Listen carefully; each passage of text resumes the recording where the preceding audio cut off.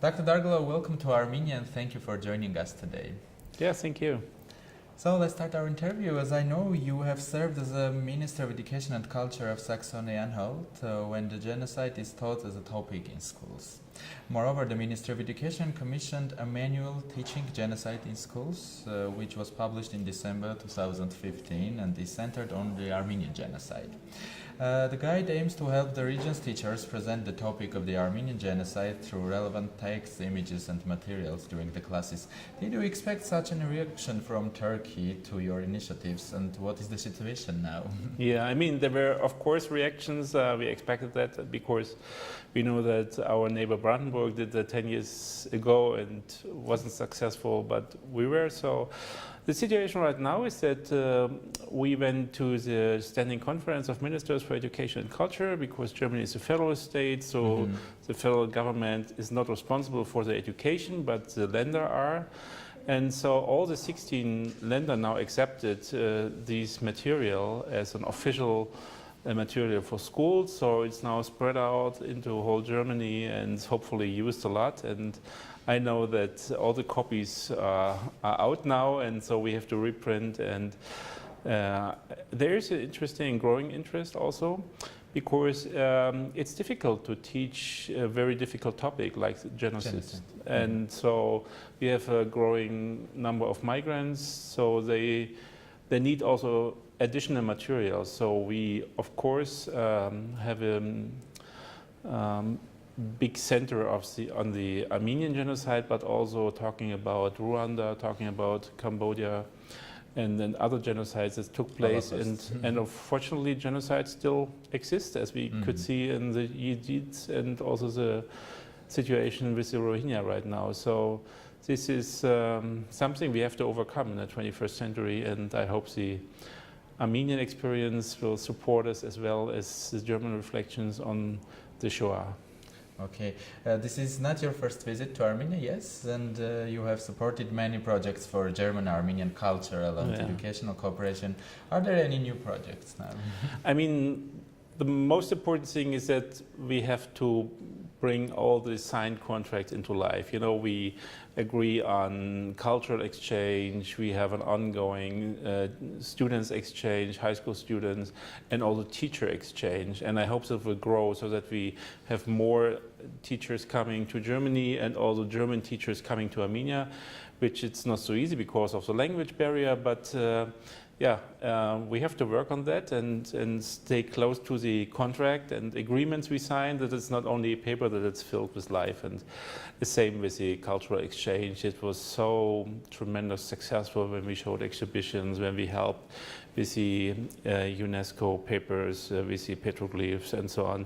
And I'm sure there will be many more projects. And yeah, it's good to have such a long history of close friendship and cooperation. Okay. How would you estimate the role of religion in the context of genocide, both in terms of perpetration and prevention? I mean, you can't talk about genocide prevention when you don't have an understanding what reconciliation means. And I think this is something where religion comes in also. And of course, the 21st century you can't understand when you don't know anything about religion. So you need to know a lot about religion and why people think in a way and why they behave in a way, what kind of happens and habitants and all these kind of things. And so religion is a very important role. And I mean, Armenia as a former Soviet country, republic, and I grew up in East Germany, so it was also under the radar of the Soviets. So I grew up in a situation where religion wasn't so in a center of attention, but I think it's really important that religious also becomes a part of the thinking. That's why I was so glad that the Archbishop of the Armenian Church also attended to that forum. Dr. Dorgerloh, is there any golden formula for effective genocide prevention or no? I mean, that's a $1 million question, of course, and I think what we really have to do, we have to fight extremism. We have to strengthen civil society, and I'm so glad that this conference was so close after the Armenian election. That was really a free and democratic election. We see Armenia on a good way right now, and hope that the people have enough patience, which is necessary in democracy. The changes will not come overnight. It needs time, and I really strongly believe that there will be enough understanding and power and patience that this way can be successful. Thank you. And is it realistic to hope that someday we will enforce the "Never Again" slogan? Yeah, I mean that's the biggest hope actually, and that's kind of the energy that drives people, right? And so we should actually do more and connect more countries and organizations with this kind of work. And it's tremendous what we have learned from Rwanda, but still, I mean, it needs international cooperation, and the international community of democratic countries can't be bystanders. They have to be active in prevention and then also active intervention. So there's a lot more work to do, but this conference was an important step forward, I guess. And how the genocide studies can contribute to this?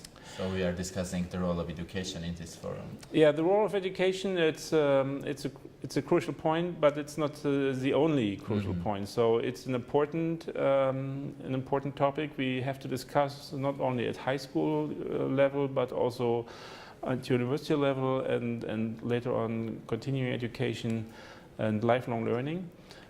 So also it includes all different fields of people and professions like journalists, teachers, politicians, and all these kinds of things. But the most important thing I see is to strengthen the civil society. So if you have a strong civil society, if you have strong democratic movement, if you have a good understanding about how society should look like, and you stand up for that, then it's the best prevention ever.